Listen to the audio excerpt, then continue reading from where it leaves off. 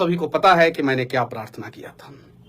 मुझे तोड़ा गया, मुझे परेशान किया गया, मुझे डराया, लेकिन मैं न टूटा, न रुका, न झुका।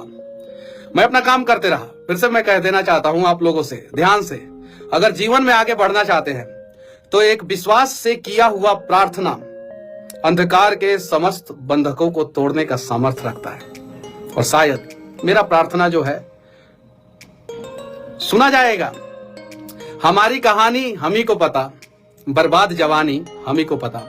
सब लोग कहते हैं मनीषवा जिंदा दिल हो तुम, सब लोग कहते हैं मनीषवा जिंदा दिल हो तुम, लेकिन मनीषवा कैसे जिंदा दिल है वो मनीषवा को ही पता।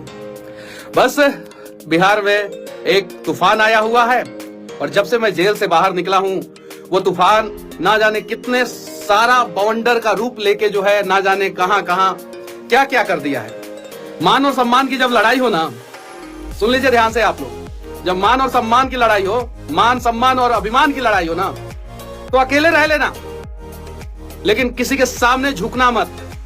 जब मान सम्मान अभिमान की लड़ाई हो तो अकेले रह लेना, लेकिन किसी के सामने झुकना मत। खुद को टूटने ना देना।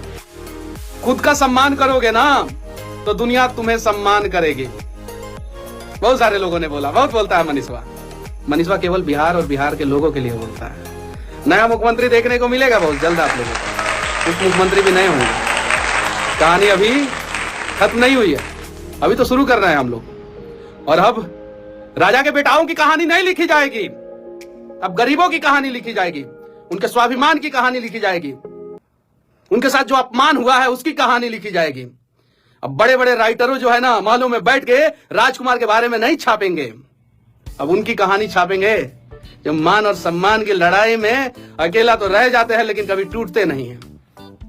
विनती है आप सभी से, किसी को इतना मत दबाओ कि उसके पास उसके अंदर का डर और भय खत्म हो जाए। अभी भी मेरे खिलाफ बहुत सारा साजिश हो रहा है, सारे चीजों से पर्दा हटाऊंगा, जो करना है कर लीजिए, फर्क नहीं पड़ता।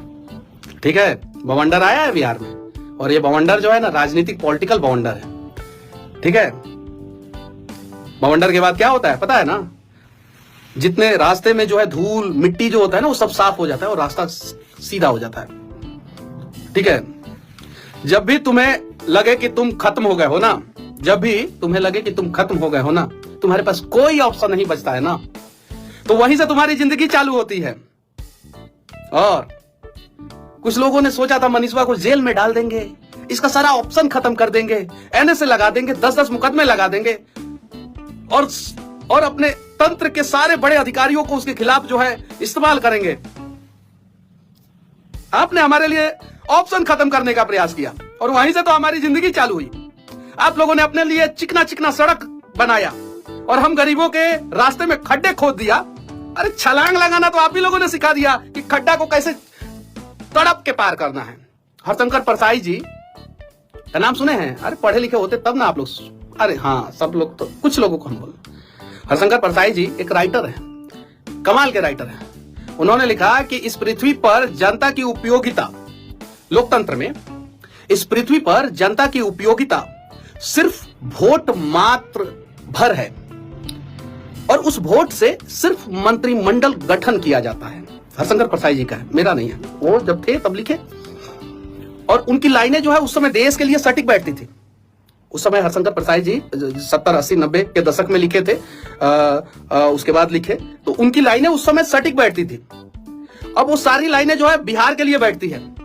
बिहार के लोगों को आप लोग सिर्फ इतना सोचते हैं कि ये वोट देंगे, हम विधायक, सांसद बनेंगे, मंत्री बनेंगे, मुख्यमंत्री बनेंगे और जनता की उपयोगिता सिर्फ और सिर्फ 5 साल में एक बार आएगी और उस समय जाके जो है हम पैर पकड़ के माई बाबू दादा कह के जो है वोट ले लेंगे। अरे सरकार किसी की भी बने, मनीषवा सवाल करेगा आंखों में आंखें डाल के, साजिश कोई भी करे, मुझे फर्क नहीं पड़ता। ये चीज है, बस तैयार हो जाइए। उम्मीद है कि नया बिहार का नींव अब पड़ेगा। उम्मीद है बिहार को बाढ़ से मुक्ति मिलेगी। उम्मीद है कि बिहार में भी इंडस्ट्री आएगा। उम्मीद है कि बिहारियों का पलायन रुकेगा।